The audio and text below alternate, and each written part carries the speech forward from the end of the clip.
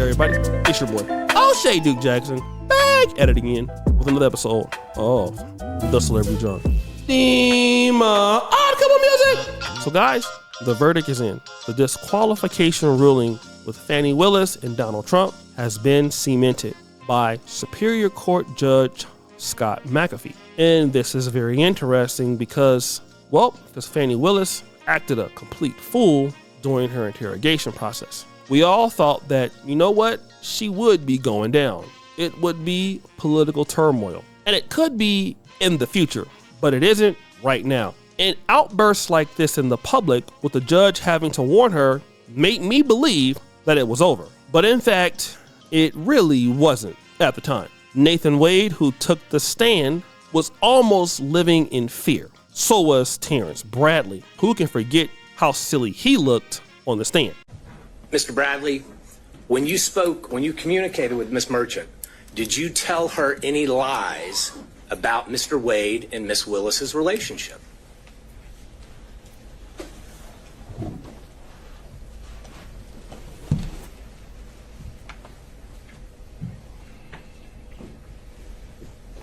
Did I lie to Miss? That's a simple question, Mr. Bradley. You're a lawyer. Did you lie to Miss Merchant when you told her facts about Mr. Wade and Miss Willis's relationship?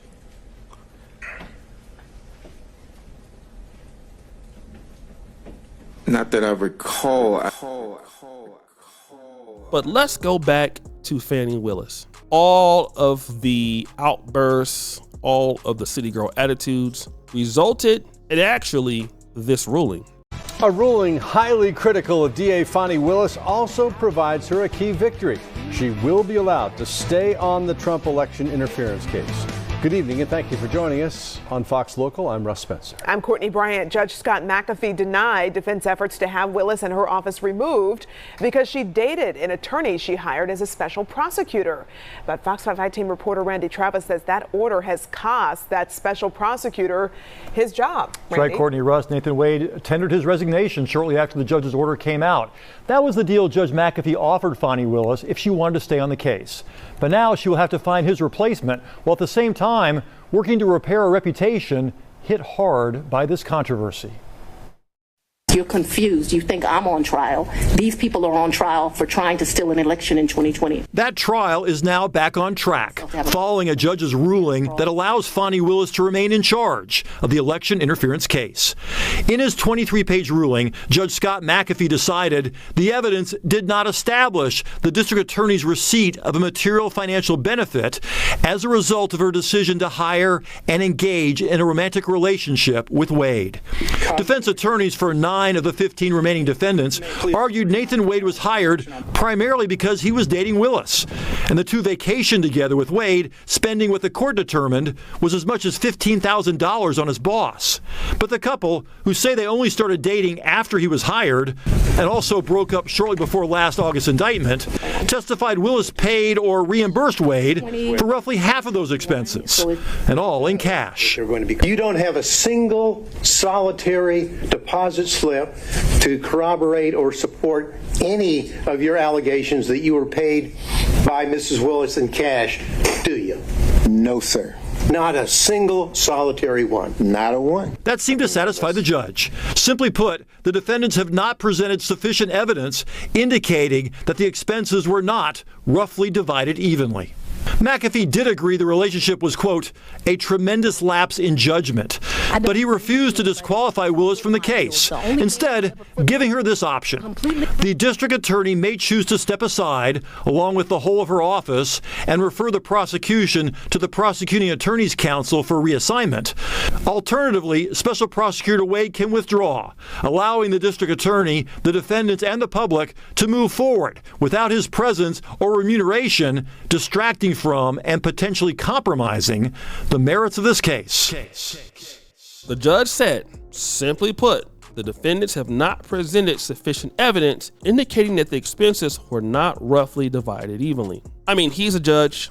What can I say? I'm not in the courtroom. He knows the law better than me. So give Fani Willis a round of applause. She actually won.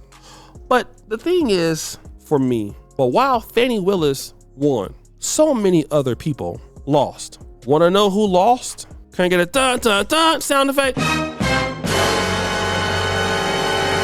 The black community lost big time.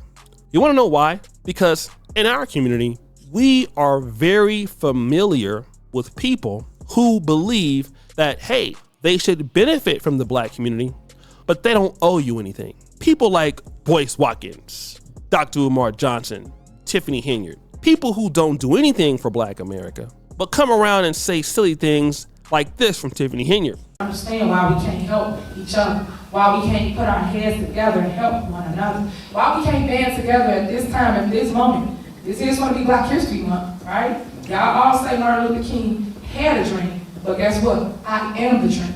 So now I need you guys to stand with me and help me grow our dream. That's what I need. Oh yeah, I am the dream, even though I don't do anything and I don't provide any value. Now what you'll see is more people who will feel emboldened to do whatever they want to do. Remember when Fani Willis had this particular clip? Because they deserve a DA that won't have sex with his employees.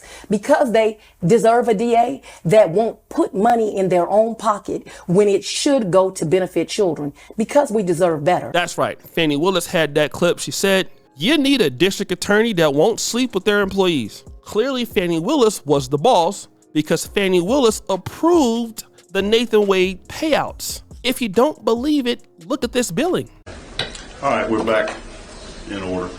We were reviewing the billing practices, the contracts that the various outside counsel had, and I pulled up here one section of Mr. Wade's bill for the really early on in his involvement in the case. As I recall, it began on November 1st of 21, so this would be out of his first bill. I see on November 5th, prepare case for pretrial, 24 hours on one day. What do you make of that? I mean, I thought it was astonishing that, you didn't sleep for 24 hours. I've been to trial and had to work long hours, but 24 straight. But we did question him about that at the hearing, and he said that that's when it was concluded. So how he explained it was November 5th is when the work was concluded. And so he had done that work up until then, and that he only billed when it was concluded. So he said that the 24 hours, who knows when it spanned, but that how he billed was would have had to be between November 3rd and November 5th, though, right? So it had to be on the 4th and the 5th, 12 hours a day? It had to be. At least. And, the other thing that I noticed with this is prepared cases for pretrial. At this point, it says anti-corruption unit. His two law partners are the conflict lawyers for the anti-corruption unit. Yes, she approved all of those things. And guess what? Want to know what had to happen? Nathan Wade, bro, you got to resign. Even though, the judge felt like they didn't do anything wrong. So you can still prosecute it. So I don't really know if Scott McAfee is a Republican or a Democrat. I've tried to figure this out, and I don't really know. What I do know is that in Black America, what we're going to see is people thinking that they can do this over and over again. Well, until they can't. In the Black community, the reasons why we have a city girl mayor or a LaToya Cantrell in New Orleans, simply put, I can do whatever I feel like doing because I can, all right? I can do it. It doesn't matter what you say, and I can bring my shitty attitudes to the court and to the nation and disrespect my community and pretty much blame others because I can. And it doesn't matter who's gonna check me, boo. And you know what? I feel like whatever Scott F. McAfee did was to say, yes, Fani Willis, you're absolutely correct.